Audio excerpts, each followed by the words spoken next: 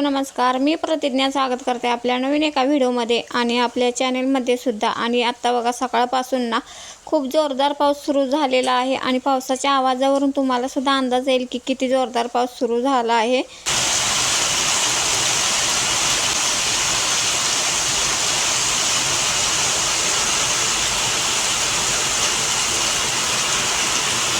बाहेर पाऊस पडत होता आणि मी इथं ना आत आषाढ तळायला घेतलेला आहे। तसं तर मी नेहमी आषाढ महिन्याच्या सुरुवातीलाच कापण्या करून घेते, पण यावेळी खूप वेळ झाला। आणि नाहीतर ना बेंद्राच्या दुसऱ्या दिवशी ज्यावेळी आमच्या इकडे ना कर तळली जाते म्हणतात ना, त्यावेळी तर करतेच, पण यावेळी खूपच वेळ झाला। मग चला म्हटलं पटकन ना कापण्या करून घेऊया, म्हणून मी इथं सेंद्रिय गूळ घेतलेला आहे। हा अर्धा किलो घेतलेला आहे आणि तो ना सुरीने आता बारीक करून घेते आणि नंतर हा थोडाशा पाण्यामध्ये ना गरम करून घ्यायचं, म्हणजे त्या पाण्यामध्ये ना गूळ चांगला विरघळला जातो। तसं तर सेंद्रिय गूळ खाण्यासाठी खूपच चांगला असतो।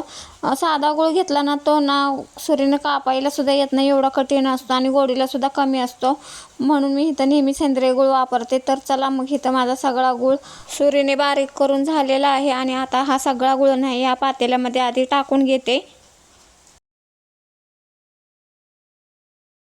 आणि या पातेल्यामध्ये ना गूळ भिजेल एवढंच पाणी घातलेलं आहे आणि ते गॅसवरती ठेवलेलं आहे गरम होण्यासाठी, जेणेकरून आपला गूळ चांगला विरघळला जाईल पाण्यामध्ये आणि ना लगेच पिठामध्ये ना मळता येईल। आणि इथे साईड बाय साईड ना मी बडीशेपसुद्धा भाजायला घेतलेली आहे। बडीशेप भाजून टाकले ना खूप छान टेस्ट येते आपल्या कापण्यांना। आणि इथे बघा आपली बडीशेप भाजून सुद्धा झालेली आहे, ही थोडा वेळ थंड होऊन देते। तोपर्यंत इकडे बघा आपला पूर्ण गूळ विरघळलाय का बघूया, आणि नसेल विरघळला तर ना ह्या पळीनेच ना थोडा थोडा पाण्यामध्येच फोडून घेतला ना तर तो पटकन बारीक होतो आणि ना एकसारखा ना त्यात मिक्स होतो। तर चला मग इथे आपला सगळा गूळ ना विरघळलेला आहे, तुम्हाला दिसतच असेल पळीमध्ये एकही गुळाचा खडा आलेला नाही। आणि तोपर्यंत इकडे ना बडीशेप थंड झाल्यानंतर ते मिक्सरला अशी फिरून घेतलेली आहे, थोडीशी जाडी भरडीस फिरून घेतलेली आहे।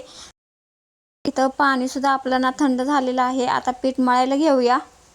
इथे मी पीठ ना 4 ग्लास घेतलेला आहे आणि 2 ग्लास ना डाळीचं पीठ घेतलेलं आहे, अशा प्रमाणात घेतलेलं आहे। आणि ह्यामध्ये ना हे गुळाचं पाणी थोडं थोडं करत ना मिक्स करून घेते आणि यामध्ये थोडीशी वेलची पूड आणि आपली भाजलेली बडीशेप आणि थोडंसं मीठ टाकून सगळं एकत्र करून ना छान असं हे मळून घ्यायचं आहे।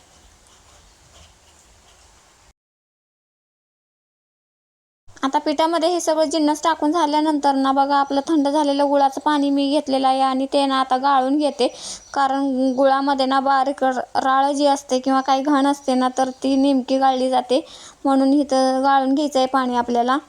आणि हे पाणी ना लागेल तसं थोडं थोडं घेऊन ना मळायचं आहे, जसं लागेल तसं थोडं थोडं पाणी घालत मळायचं। वरून थोडंसं पाणी यामध्ये घातलं ना तर गोडी लगेच कमी होते, त्यामुळे जेवढं गुळाच्या पाण्यात बसेल ना तेवढंच पीठ मळून घ्यायचं आहे। आणि मी बघा इथं पीठ मळायला घेतलेलं आहे आणि लागेल तसं ना थोडं थोडंच पाणी हे वरून घालून घेते। आता हे सगळं पीठ ना तयार झालेलं आहे आपलं, हे थोड्या वेळासाठी असंच ठेवून देते।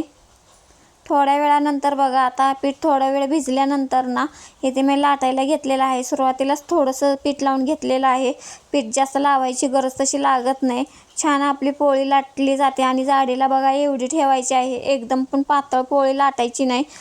आता हे कोरणं घेतलेलं आहे त्याने ना आता कापण्या करून घेते। आम्ही त्याला याला कोरणं म्हणतो, तुम्ही काही याला म्हणता ते कमेंटमध्ये एकदा सांगा, प्रत्येकाची भाषा वेगवेगळी असते। तर चला मग छान अशा आपल्या कापण्या इथं तयार झालेल्या आहेत।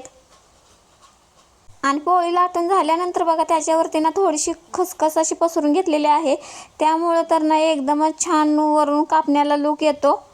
कापणी शंकरपाळी करताना ज्याची भूमिती चांगली होती ना त्यांच्याच रेषा छान येतात बघा।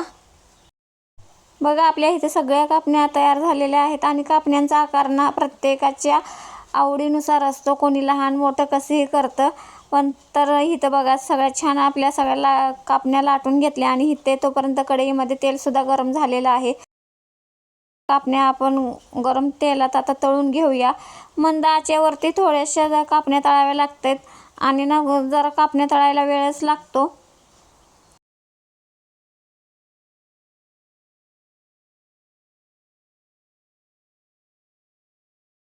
बघा इथे आपल्या कापण्या तळून सुद्धा तयार झालेल्या आहेत, सोनेरी कलरवरती कापण्या सगळ्या आता तळून घेतलेल्या आहेत। तुम्ही आषाढ तळला का नाही एकदा कमेंटमध्ये नक्की सांगा आणि तुम्ही कापण्या कशा करता हेही सुद्धा सांगा.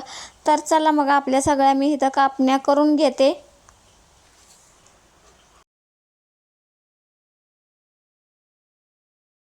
आणि आषाढ महिन्यात तुम्ही काय काय करता ते सुद्धा सांगा.